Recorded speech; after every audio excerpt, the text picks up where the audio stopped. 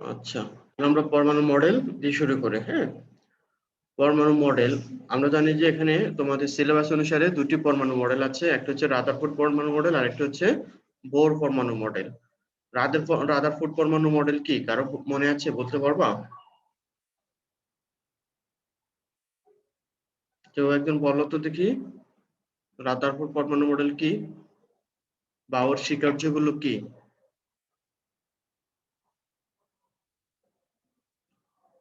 বলো। পরমাণুতে প্রথম ইলেকট্রন, প্রোটন, নিউট্রন এটা নিয়ে কি আলোচনা করেছেন বা কি আবিষ্কার করেছেন? কে একজন বলো। তোমরা কি স্ক্রিন দেখতে পাচ্ছ? জি স্যার। স্ক্রিন দেখা যাচ্ছে, তাই না? তাহলে হচ্ছে এখন এই বোর আমরা জানি যে রাদারফোর্ড পরমাণু মডেল, বোর পরমাণু মডেল, দুইটি মডেল আছে এখানে। এখন রাদারফোর্ড পরমাণু মডেলের স্বীকার্যগুলো কি কি কেউ বলতে পারবা?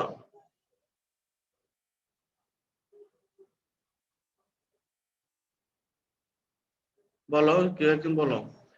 আচ্ছা, রাদারফোর্ড পরমাণু মডেলের স্বীকার্যগুলোর মধ্যে প্রথম যে স্বীকার্য সেটি ছিল কি, পরমাণুর একটি কেন্দ্র আছে, তাই না?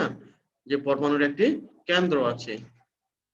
বোর পরমাণু বলেছেন এই কেন্দ্রের নাম হচ্ছে নিউক্লিয়াস। নিউক্লিয়াস মানে হচ্ছে কি, প্রোটন এবং নিউট্রনের সমষ্টি। প্রোটন এবং নিউট্রনের সমষ্টি। যেহেতু তাহলে এই যে নিউক্লিয়াসটি আছে, নিউক্লিয়াসটি পরমাণুর কেন্দ্রে অবস্থান করে, নিউক্লিয়াসের ভিতরে প্রোটন এবং নিউট্রন থাকে।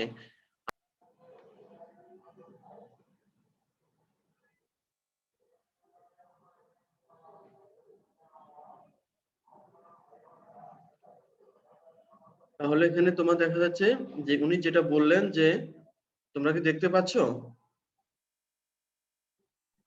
জি স্যার।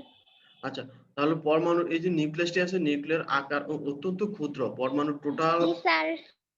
পরমাণুর টোটাল ভরের চেয়ে নিউক্লিয়াসের ভর অত্যন্ত কম, এটা উনি বলেছেন। এবং পরমাণুর ভিতরে বেশিরভাগ ফাঁকায় কি, বেশিরভাগ জায়গায় ফাঁকা। নিউক্লিয়াস অত্যন্ত ক্ষুদ্র এবং পরমাণু অত্যন্ত বেশিরভাগ জায়গায় কি ফাঁকা। এই জিনিসগুলো কে বলেছেন? বোর রাদারফোর্ড বলেছেন। এবং উনি বলেছেন সৌরজগতে সূর্যকে কেন্দ্র করে যেভাবে চতুর্দিকে নির্দিষ্ট কক্ষপথে গ্রহগুলো ঘুরে, ঠিক তেমনি নিউক্লিয়াস গুলো, ইলেকট্রন গুলো নিউক্লিয়াসকে কেন্দ্র করে ঘুরতে থাকে। আবার যেহেতু বলেছেন, যেহেতু প্রোটন ও ইলেকট্রনের চার্জ একে অপরের সমান ও বিপরীত, তাই পরমাণু সার্বিকভাবে চার্জ শূন্য। যেমন আমরা লিখি সোডিয়াম, তাই না? সোডিয়ামের উপর আমরা কোনো যখন পরমাণু বলি, তার উপরে কোনো চার্জ দেই না, প্লাস বা মাইনাস কোনো জিনিস দেই না। কেন দেই না? কারণ হচ্ছে এখানে যখন ইলেকট্রন দেওয়া অথবা নেওয়া হয়, তখনই আমরা চার্জ সংখ্যা লিখি।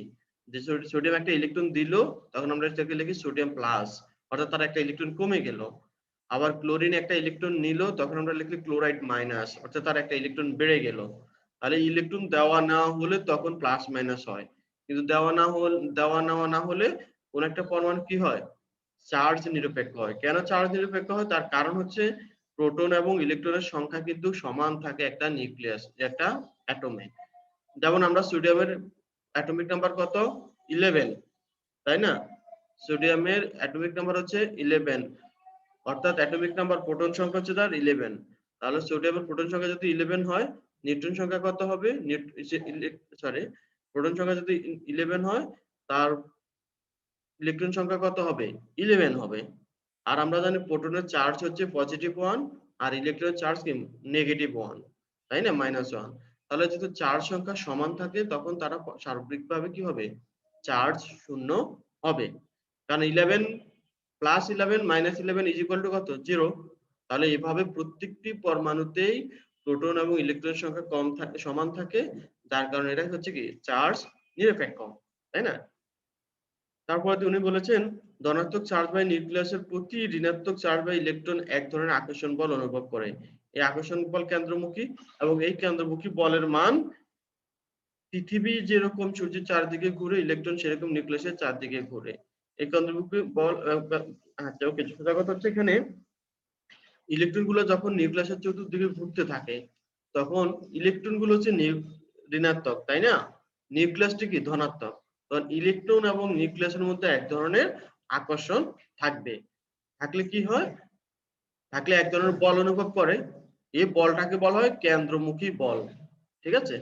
এবং কেন্দ্রমুখী বলের কারণে ইলেকট্রন কিন্তু কেন্দ্রে পতিত হওয়ার কথা, কিন্তু হয় না। কেন হয় না? কারণ ইলেকট্রন যখন চতুর্দিকে ঘুরে তখন ইলেকট্রনের উপর আরো এক ধরনের বল কাজ করে, যেটাকে বলা হয় কেন্দ্র বিমুখী বল। অর্থাৎ তার বাইরে থেকে তাকে আরেকটা মনে করো আমরা যদি এটা ইলেকট্রন হিসেবে ধরে নিই, মনে করো এটা একটা ইলেকট্রন। ইলেকট্রনটি যখন নিউক্লিয়াসের চতুর্দিকে ঘুরবে তখন এই নিউক্লিয়াস এবং ইলেকট্রনের মধ্যে এক ধরনের আকর্ষণ বল থাকবে। ঠিক একইভাবে যে পরিমাণ আকর্ষণ বল ইলেকট্রন এবং নিউক্লিয়াসের মধ্যে থাকবে, ঠিক একই পরিমাণ আকর্ষণ বল ইলেকট্রন এবং পৃথিবীর মধ্যে থাকবে। এই যে আউটসাইড হচ্ছে মনে করো পৃথিবী, এটাকে বলা হবে কেন্দ্রবিমুখী বল। অর্থাৎ ইলেকট্রন যখন নিউক্লিয়াসের চতুর্দিকে ঘুরে তখন কেন্দ্রমুখী বল এবং কেন্দ্রবিমুখী বল সমান হবে। এজন্যই মডেলটি টিকে থাকতে পারে, না হলে টিকে থাকতে পারতো না। ঠিক আছে? তারপর হচ্ছে এখন এই মডেলের মধ্যে আবার কিছু সীমাবদ্ধতা আছে। কি কি সীমাবদ্ধতা আছে কেউ বলতে পারবা? এই মডেলের সীমাবদ্ধতা হচ্ছে এই মডেলের বোর রাদারফোর্ড বলেছেন ইলেকট্রন নিউক্লিয়াসের চতুর্দিকে ঘুরে, কিন্তু এই যে যে কক্ষপথে ইলেকট্রন ঘুরবে তার আকার আকৃতি সম্পর্কে উনি কোনো ধারণা দিতে পারেননি। এই যে আকার আকৃতি সম্বন্ধে কোনো ধারণা দিতে পারেননি। তারপর হচ্ছে সৌরজগতে সূর্য ও গ্রহগুলোর সামগ্রিক কোনো আদান বা চার্জ নেই। আমরা জানি যে গ্রহ উপগ্রহগুলো আছে, এদের কোনো চার্জ আছে? চার্জ আছে? No sir. নাই, কোনো চার্জ নাই। কারণ হচ্ছে গ্রহ উপগ্রহ চাঁদ বলি আমরা যাই বলি এদের কোনো চার্জ নাই। কিন্তু ইলেকট্রনের চার্জ আছে, নিউক্লিয়াসের চার্জ আছে। তাহলে এই চার্জিত বস্তু এবং অচার্জিত বস্তুর কিন্তু বৈশিষ্ট্যগুলো আলাদা আলাদা হয়। তাহলে উনি এখানে চার্জিত বস্তুর সাথে অচার্জিত বস্তুর তুলনা করেছেন। তাহলে এই চার্জিত বস্তুর সাথে অচার্জিত বস্তুর তুলনা করাটা যত ঠিক হয়নি। ঠিক আছে? এই জিনিসটা এটা ওনার তুলনা করাটা ঠিক হয়নি। কারণ দুটি ভিন্ন জিনিস একই রকম হতে পারে না। তাই না? যেমন তোমার হলো চার্জিত বস্তু এবং অচার্জিত বস্তুর বৈশিষ্ট্য কি সম্পূর্ণ আলাদা। সেজন্য তাদের মধ্যে তুলনা করাটাও ঠিক হয়নি। এটা তার একটা সীমাবদ্ধতা ছিল। আরেকটি সীমাবদ্ধতা কি? আরেকটি সীমাবদ্ধতা হচ্ছে একের অধিক, যে উনি শুধু একটি মাত্র ইলেকট্রন যারা আছে, যেমন এখানে একের অধিক ইলেকট্রন বিশিষ্ট পরমাণুতে ইলেকট্রনগুলো কিভাবে নিউক্লিয়াসের চারদিকে ঘুরবে সেই সম্পর্কে উনি কোনো ধারণা দেননি। অর্থাৎ মনে করো হাইড্রোজেন বা হাইড্রোজেনের মতো যাদের একটি অ্যাটম আছে, একটি ইলেকট্রন আছে, অ্যাটমিক নাম্বার 1 বা একটি পরমাণু বা একটি ইলেকট্রন আছে, তাদের জন্য এই মডেলটি প্রযোজ্য। কিন্তু একের অধিক ইলেকট্রন থাকলে সেক্ষেত্রে এটা প্রযোজ্য নয়। কারণ সেক্ষেত্রে ইলেকট্রনগুলো কিভাবে ঘুরবে সেই সম্পর্কে উনি কোনো ধারণা দেননি। চতুর্থ যে মতবাদ ওনার যে এটা ছিল, যে সীমাবদ্ধতা, সেটা হচ্ছে ইলেকট্রন যখন নিউক্লিয়াসের চতুর্দিকে ঘুরবে এক সময় ইলেকট্রনটি কি করবে? নিউক্লিয়াসে পতিত হবে। কেন? নিউক্লিয়াস, কারণ হচ্ছে ম্যাক্সওয়েলের তত্ত্ব অনুসারে ইলেকট্রন যখন নিউক্লিয়াসের চতুর্দিকে ঘুরবে, অর্থাৎ একটি চার্জিত বস্তু আরেকটি চার্জিত বস্তুর চতুর্দিকে যখন ঘুরে, তখন ওই যে বস্তুটি ঘুরতে থাকবে সেই বস্তুটি একসময় শক্তি হারাতে থাকবে, ক্রমান্বয়ে শক্তি হারাতে থাকবে। শক্তি হারাতে হারাতে হারাতে একসময় সে কি করবে? কেন্দ্রে পতিত হবে। কেন্দ্রে পতিত হওয়া মানে কি? মডেলটি আর থাকবে না। যেমন এখানে দেখো এই ইলেকট্রনটি আছে, দেখো এই যে এখানে দেওয়া আছে, এই ইলেকট্রনটা এখানে যখন নিউক্লিয়াসের চতুর্দিকে ঘুরে তখন এটি ঘুরতে ঘুরতে ঘুরতে ঘুরতে আস্তে আস্তে সে শক্তি হারাতে থাকবে, অর্থাৎ তার শক্তি কমতে থাকবে। এক সময় সে কি করবে? এই নিউক্লিয়াসে এসে পতিত হবে। এই নিউক্লিয়াসে এসে পতিত হওয়া মানে কি? মডেলটি আর টিকবে না। কারণ মডেল অনুসারে ইলেকট্রন নিউক্লিয়াসের চতুর্দিকে ঘুরবে, কিন্তু যদি ইলেকট্রন নিউক্লিয়াসে পড়েই যায় তাহলে মডেলটি কি আর থাকবে? থাকবে না। তাহলে এটা প্রযোজ্য হবে না। তাহলে এগুলো ছিল রাদারফোর্ডের মডেলের সীমাবদ্ধতা। এখন এই সীমাবদ্ধতা কাটানোর জন্য বোর আরেকটি মডেল উপস্থাপন করেছেন। কি মডেল? বোর বলেছেন 1913 সালে উনি এই মডেলটি উপস্থাপন করেন। এই মডেল অনুসারে উনি বলেছেন কি, যে পরমাণুতে যে সকল ইলেকট্রন থাকে সেগুলো নিউক্লিয়াসকে কেন্দ্র করে ইচ্ছামতো যে কোনো কক্ষপথে ঘুরতে পারে না। শুধু নির্দিষ্ট ব্যাসার্ধের কতগুলো অনুমোদিত বৃত্তাকার কক্ষপথে ঘুরে। এই নির্দিষ্ট ব্যাসার্ধের অনুমোদিত বৃত্তাকার কক্ষপথগুলোকে অনুমোদিত কক্ষপথ বা প্রধান শক্তি স্তর বা কক্ষপথ বা শেল বা অরবিট বা স্থির কক্ষপথ বলে। স্থির কক্ষপথে ঘোরার সময় ইলেকট্রনগুলো কোনো শক্তির শোষণ বা বিকিরণ করে না। স্থির কক্ষপথকে n দ্বারা প্রকাশ করা হয় এবং n equal to 1 2 3 ইত্যাদি। n equal to 1 হলে k শেল হয়, আর n equal to 2 হলে l শেল হয়, n equal to 3 হলে m shell, n equal to 4 হলে n শেল হয়। অর্থাৎ উনি কি বলেছেন এখানে? উনি বলেছেন ইলেকট্রন গুলো যখন ঘুরে তখন একটি নির্দিষ্ট বৃত্তাকার কক্ষপথে ঘুরে। উনি কিন্তু এখানে আকার আকৃতি সম্পর্কে বলে ফেলেছেন, তাই না? বৃত্তাকার মানে কি? তার একটা আকৃতি সম্পর্কে উনি বলছেন, আকার বলেছেন। কি ধরনের আকার? বৃত্তাকার। অর্থাৎ উনি এখানে কি করেছেন? যেটা রাদারফোর্ড বলতে পারেননি যে কি ধরনের কক্ষপথে ঘুরে, সেটি কিন্তু বোর বলেছেন ইলেকট্রন গুলো বৃত্তাকার কক্ষপথে ঘুরে। এবং উনি বলেছেন এই বৃত্তাকার কক্ষপথগুলোর একটা নির্দিষ্ট শক্তি থাকে। একটা নির্দিষ্ট শক্তি থাকে। আবার এটাও বলেছেন, কি বলেছেন? এই বৃত্তাকার কক্ষপথে যখন ঘুরে তখন এই যে ইলেকট্রন গুলো ঘুরবে তাদের শক্তির ক্ষয়ও হবে না, অর্থাৎ তারা শক্তি অর্জন করবে না, অর্থাৎ তারা শক্তি কি করবে না, এখানে তাদের শক্তির কোনো পরিবর্তন হবে না, শক্তি বিকিরণও করবে না, শোষণও করবে না। ঠিক আছে? আবার এই কক্ষপথগুলোর উনি নাম দিয়েছেন কি? K shell, L shell, M shell, N shell, এবং কক্ষপথগুলোকে প্রকাশ করা হয় স্মল এন দ্বারা। স্মল এন দ্বারা। স্মল এন মানে 1 2 3। এই কক্ষপথগুলো কখনোই ফ্র্যাকশন হয় না, তাই না? এগুলো সবসময় পূর্ণ সংখ্যা হয়। 1 2 3 4 5 6 এভাবে। তাহলে আমরা এখান থেকে বোরের মডেল থেকে কি ধারণা পেলাম? যে ইলেকট্রন গুলো বৃত্তাকার কক্ষপথে ঘুরে এবং এই কক্ষপথগুলোর একটা নির্দিষ্ট শক্তি আছে, এবং ইলেকট্রন গুলো এই কক্ষপথে ঘোরার সময় কোনো শক্তি শোষণও করে না, বিকিরণও করে না। এবং এই প্রধান কোয়ান্টাম সংখ্যাগুলোকে n দ্বারা প্রকাশ করা হয়। কক্ষপথগুলোকে n দ্বারা প্রকাশ করা হয়।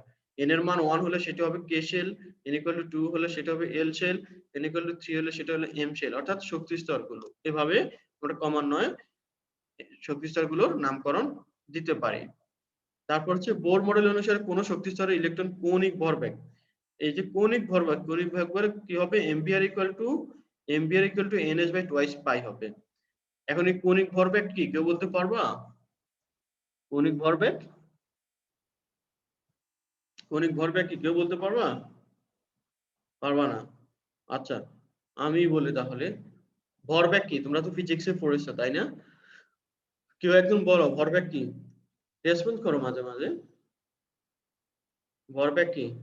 স্যার ভর আর বেগের গুণফলই তো ভরবেগ। আচ্ছা, ভর আর ব্যাগের গুণফল হচ্ছে ভরবেগ। এখন এখন হচ্ছে কি, অর্থাৎ কোনো বস্তুর একটা নির্দিষ্ট ভর আছে, প্রত্যেকটি বস্তুর একটা নির্দিষ্ট ভর আছে। এখন যখন সে কোনো একটা নির্দিষ্ট দিকে যায় বা চলে তখন তার নির্দিষ্ট একটা বেগও আছে, তাই না? তাহলে সেটাকে আমরা প্রকাশ করি কি দ্বারা? এমভি দ্বারা। এম তে মাস, ভি তে হচ্ছে ভেলোসিটি, তাই না?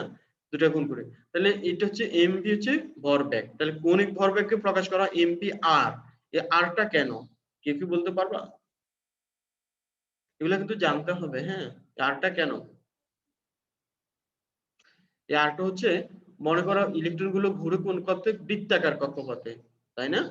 তোমরা জানো বৃত্তাকার কক্ষপথে যখন ঘুরে, একটা হচ্ছে সরলরৈখিক আর একটা হচ্ছে বৃত্তাকার পথে। তুমি যখন সোজা দৌড়াও তখন সেটা হচ্ছে তোমার স্বাভাবিক ভর এবং বেগ হিসাব করা হয়।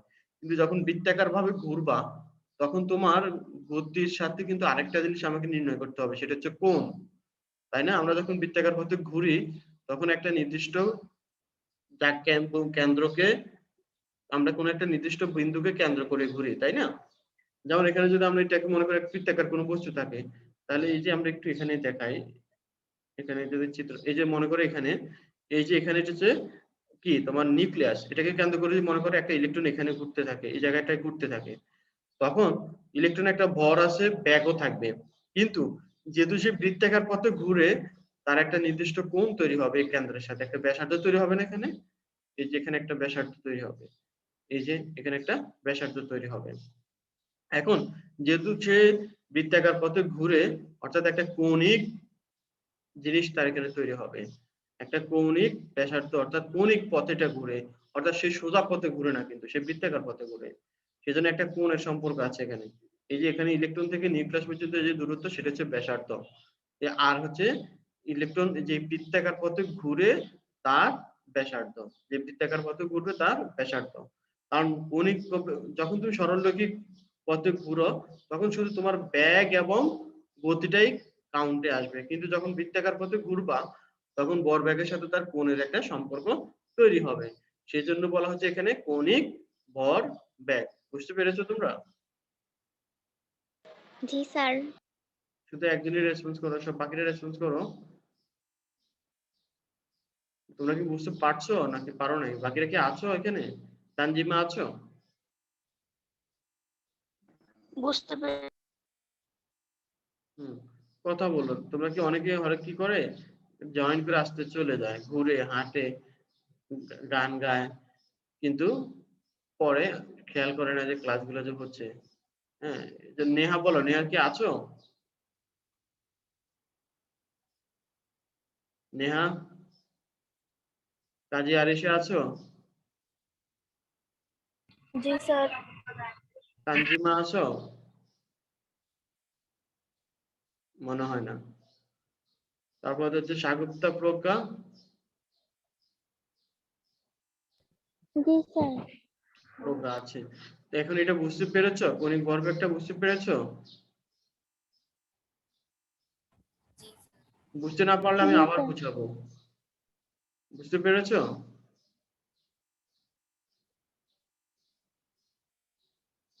আচ্ছা, তাহলে হচ্ছে এই কৌণিক ভরবেগ যে ইলেকট্রন যে ঘুরবে তার একটা কৌণিক ভরবেগ থাকবে, সেটাকে আমরা এম্পিয়ার দ্বারা প্রকাশ করব। Ampere equal to NH by twice pi. এই এম্পিয়ারের মানটা হচ্ছে, অর্থাৎ কৌণিক ভরবেগের মানটা হবে এইচ বাই টোয়াইস পাই এর এন এর গুণিতক। এন এর গুণিতক, যেখানে এম হচ্ছে ইলেকট্রনের ভর, আর হচ্ছে ইলেকট্রন যে কক্ষপথে বা শক্তি স্তরে ঘুরবে তার ব্যাসার্ধ, যেটা আমি তোমাদেরকে দেখিয়েছি এখানে চিত্রের মাধ্যমে। আর বি হচ্ছে ইলেকট্রন যে কক্ষপথে বা শক্তি স্তরে ঘুরবে সেই কক্ষপথে ইলেকট্রনের ব্যাগ। এইচ হচ্ছে প্লাঙ্ক ধ্রুবক। এখন প্লাঙ্ক ধ্রুবকটা কি? বিজ্ঞানী প্লাঙ্ক আলোক সম্পর্কে একটা তত্ত্ব দিয়েছেন, যেটাকে প্লাঙ্কের কোয়ান্টাম তত্ত্ব বলা হয়। সেখানে উনি একটা ধ্রুবক নিয়ে এসেছেন যেটাকে বলা এইচ। এই এইচটাকে বলা হয় প্লাঙ্কের কোয়ান্টাম তত্ত্ব, সরি ধ্রুবক। এন হচ্ছে প্রধান শক্তি স্তর বা প্রধান কোয়ান্টাম সংখ্যা। এখানে এন হচ্ছে প্রধান শক্তি স্তর বা কোয়ান্টাম সংখ্যা। n equal to 1 2 3 4। ঠিক আছে, এটা হচ্ছে ওনার মতবাদ ছিল। এই যে দেখো ইলেকট্রন গুলো যখন ঘুরে, দেখো বৃত্তাকার পথে ঘুরে, এটা হচ্ছে ওনার মতবাদ। ঠিক আছে, এখন 3 নম্বর যে মতবাদটি উনি বলেছেন, কোন কোন শক্তি স্তরে ইলেকট্রন ঘোরার সময় ইলেকট্রন কোন শক্তি শোষিত বা বিকৃত হয় না, তবে ইলেকট্রন যদি নিম্ন শক্তি স্তর থেকে উচ্চ শক্তি স্তরে যায় তখন শক্তি শোষিত হয়। আবার যদি ইলেকট্রন উচ্চ শক্তি স্তর থেকে নিম্ন শক্তি স্তরে নেমে আসে তখন শক্তি বিকিরিত হয়। এবং এই বিকিরিত শক্তির মান হচ্ছে H nu equal to H C by lambda. অর্থাৎ এটাকে আমরা H nu by H equal to H C by lambda, nu equal to C by lambda. আসলে মূলত হচ্ছে nu equal to C by lambda. যাই হোক, তাহলে উনি বলছেন ইলেকট্রন গুলো কক্ষপথে যখন ঘুরে তখন তাদের শক্তি শোষিত করে না, বিকৃত করে না, তবে ইলেকট্রন গুলো এক শক্তি স্তর থেকে অন্য শক্তি স্তরে যেতে পারে। তাহলে এক শক্তি স্তর থেকে অন্য শক্তি স্তরে যদি যেতে হয় তাহলে তাকে সেই ক্ষেত্রে শক্তি শোষণ করতে হবে অথবা বিকিরণ করতে হবে। অর্থাৎ তার মানে কি, এখানে যখন ইলেকট্রন গুলো ঘুরে, মনে করো এটা একটি কক্ষপথ, এখানে যখন সে ক্রমাগত ঘুরতে থাকে ক্রমাগত, তখন শক্তির শোষণ হয় না, বিকিরণ হয় না। কিন্তু যদি সে মনে করে n equal to 1 থেকে n equal to 2 তে যায়, অর্থাৎ 1 নম্বর শক্তি স্তর থেকে 2 নম্বর শক্তি স্তরে যায়, তখন তাকে অবশ্যই শক্তি দিতে হবে, তাই না? সেক্ষেত্রে সে শক্তি শোষণ করবে। আবার 2 নম্বর শক্তি স্তর থেকে সে নিম্ন শক্তি স্তরে যদি চলে আসে, অর্থাৎ উচ্চ শক্তি স্তর থেকে নিম্ন শক্তি স্তরে যদি আসতে হয়, তাকে শক্তি কি করতে হবে? বিকৃত করতে হবে। মনে করো কোনো ব্যক্তি খুবই শক্তিশালী, সে এখন দুর্বল হতে চায়, দুর্বল হতে হলে কি করতে হবে? তার শক্তি কমাতে হবে। তাহলে সেক্ষেত্রে উচ্চ শক্তি স্তরে থাকা মানে কি তার শক্তি বেশি, তাহলে তাকে নিম্ন শক্তি স্তরে যদি আসতে হয় তাহলে শক্তি কিছু কি করতে হবে? কমাতে হবে। সেজন্য n equal to 2 থেকে যদি n equal to 1 এ আসে তাহলে সেক্ষেত্রে সে শক্তি বিকিরিত করবে। আবার কোনো দুর্বল ব্যক্তি যদি মনে করো শক্তিশালী হতে চায় তাহলে তাকে কি করতে হবে? বেশি খাবার নিতে হবে, তারপরে যেখানে ভিটামিন জাতীয় খাবার আছে সেটা খেতে হবে। কেন? তার শক্তির দরকার, অর্থাৎ তাকে শক্তি অর্জন করতে হবে। সেজন্য n equal to 1 থেকে যদি n equal to 2 তে যেতে হয় তাহলে তাকে শক্তি শোষণ করতে হবে। তাহলে এটা কখন হচ্ছে শক্তি শোষণ এবং বিকিরণ? যখন সে শক্তি স্তর পরিবর্তন করছে, অর্থাৎ এক শক্তি স্তর থেকে অন্য শক্তি স্তরে যাচ্ছে। কিন্তু যখন একই শক্তি স্তরে থাকে তখন সে কোনো শক্তি শোষণও করে না, বিকিরণও করে না। এটা কিন্তু মনে রাখবে, এখানে কনফিউজড হয়ে যায় যে কথাটা দুই রকম হয়ে গেল না, যে শক্তি শোষণ করে না, বিকিরণ করে না, এটাও বলেছে, আবার বলছে শক্তি শোষণও করে, বিকিরণও করে। শক্তি শোষণ এবং বিকিরণ হবে কখন? যখন সে শক্তি স্তর পরিবর্তন করবে, এক শক্তি স্তর থেকে অন্য শক্তি স্তরে যাবে, তখন শক্তি শোষণ করবে বা বিকিরণ করবে। কিন্তু যখন এক শক্তি স্তর থেকে অন্য শক্তি স্তরে যাবে না, অর্থাৎ সে একই শক্তি স্তরে ঘুরতে থাকবে, তখন শক্তির কোনো শোষণও হবে না, বিকিরণও হবে না। বুঝতে পেরেছো তোমরা? জি স্যার।